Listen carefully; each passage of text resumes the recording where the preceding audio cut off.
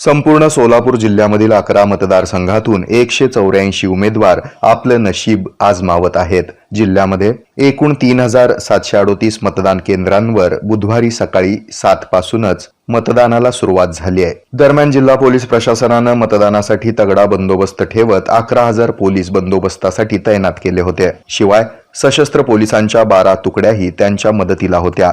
जिल्ह्यातील 11 विधानसभा मतदारसंघातून 184 उमेदवार निवडणुकीच्या रिंगणात आहेत। निवडणूक आयोगाच्या सूचनेनुसार जिल्हा प्रशासनाकडून मतदानासाठी चोख नियोजन करण्यात आलं होतं। यानुसार मतदान केंद्राबाहेरील प्रत्येक हालचालींवर लक्ष ठेवण्यासाठी 510 सीसीटीव्ही आणि 22 ड्रोन कॅमेरेही बसवले होते। सोलापूर शहरात 1183 केंद्रांवर मतदान करत आहेत, तर जिल्ह्यातील ग्रामीण भागामध्ये 2555 मतदान केंद्र आहेत।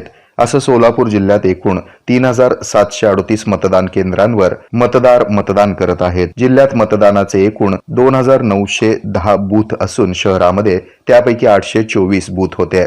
यासह सोलापूर जिल्ह्याच्या ग्रामीण भागात सुमारे 4500 अधिकारी आणि अंमलदार या मतदानासाठी तैनात आहेत। याशिवाय 2500 होमगार्ड, केंद्रीय सशस्त्र पोलीस बलाच्या 9 तुकड्या ग्रामीण बंदोबस्तासाठी बुधवारी तैनात होत्या। सोलापूर शहरी भागात बंदोबस्तासाठी तब्बल 2500 पोलीस अधिकारी आणि कर्मचारी होते। त्यांच्या मदतीला 600 होमगार्ड, केंद्रीय सशस्त्र पोलीस दलाच्या 4 तुकड्याही होत्या। कोणताही अनुचित प्रकार या दरम्यान घडू नये यासाठी पोलीस प्रशासनानं हा तगडा बंदोबस्त ठेवलाय।